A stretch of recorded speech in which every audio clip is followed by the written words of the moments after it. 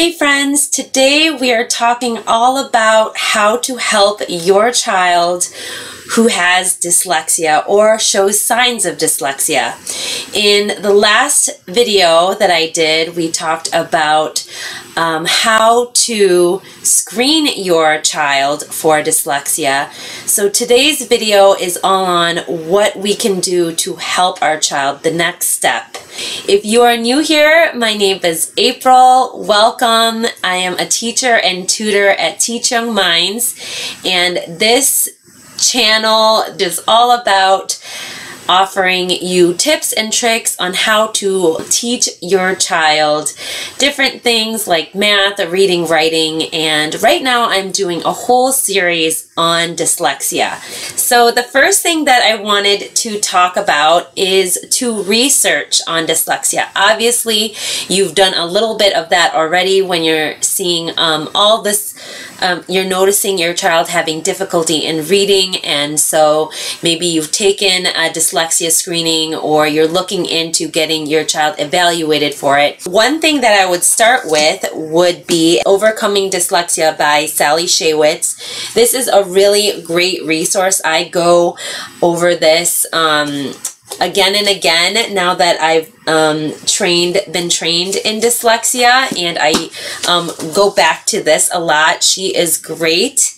The next thing I would go to is to start with the International Dyslexia Association, and let me show you the website really quick. So this is the International Dyslexia Association. This website is pretty cool. It's got finding local resources near you. You can track dyslexia legislation here in whatever state you reside in, which is very important because that determines what kind of support your child is going to receive in their schools if they're attending schools. So that's important to just follow. Where I would go to actually is, first I would go to the webinars. They have a lot of webinars here, and I'm a big fan of webinars because I'm a big visual person. And they just have all of these awesome videos that you can just dive into. A lot of times when I listen to webinars, I even just, you know, depending on what the topic is, maybe you need to look at the screen, but maybe not. If I don't need to look at the screen, I can just listen and I can do other things while I am listening to these webinars. You can go to families here, and it has conferences and workshops where they can give you in-person conferences, and I would look specifically for ones that are geared towards parents. Then I would also go to the video library. Again, I'm a visual person, so I always gravitate towards the video library. Empower them. Have the right mindset for it. Your children are going to copy your mindset and your attitude towards dyslexia. So if you go in with this attitude that, you know, they're never going to be able to learn to read, this is the worst news in the world, there's no hope, they're going to feel all that, and they're going to get discouraged. So a good mindset for you, and then a good mindset for your child that, yeah, reading is hard right now, but with hard work, it will get better. The second thing that I would do is to claim dyslexia, own it, and have your child own it. You know, state that there is a name to this reading difficulty they have, and it's called dyslexia. And a lot of times your child is going to feel honestly relieved because they have a, you know, they have a reason for why reading is so hard. And they own dyslexia. You can also tell them that dyslexia is something that can be very common, a lot of intelligent people have, and that it's just a different way your brain processes reading. It makes them harder for them to connect print to sound. So if you tell them that it doesn't affect their intelligence, that they will learn to read with the right type of teaching, that a ton of successful people have dyslexia and have done amazing things, they will feel empowered and they won't feel defeated. I love giving examples of people who have dyslexia that are super successful. Daniel Radcliffe, the star of, oh my gosh, it's coming to me. Why am I forgetting? Don't know why I can't think of it right now. It's gonna come back to me.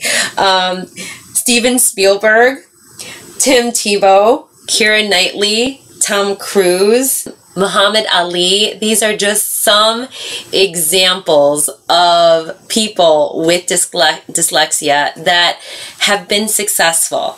Also, help your child find an activity, a hobby, something else that they can excel in, that they love, that they can feel like a champion in, because they don't feel like that in the classroom when they are reading.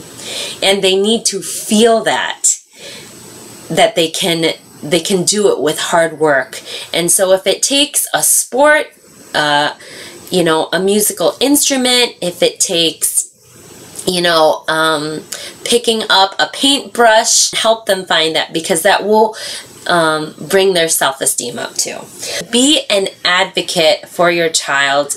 Being an advocate means talking to the administration and to the teachers of your child and discuss with them what you are seeing at home. When they know that you're seeing this at home, they can look for it. Ask what kind of resources your school, your teachers offer for students with dyslexia. I gravitate towards people that have a listening ear that I can talk to talk about my problems with, that can relate to me.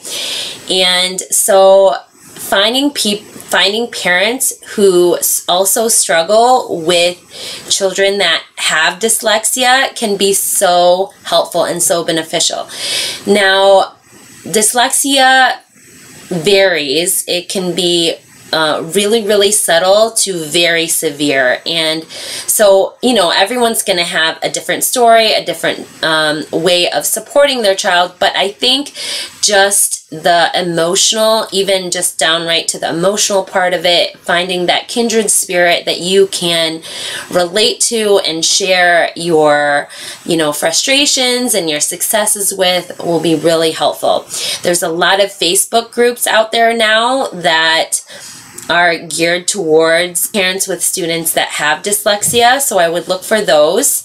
And even local groups, if you go to the International Dyslexia Association, I'm sure that they have information of where you can find those.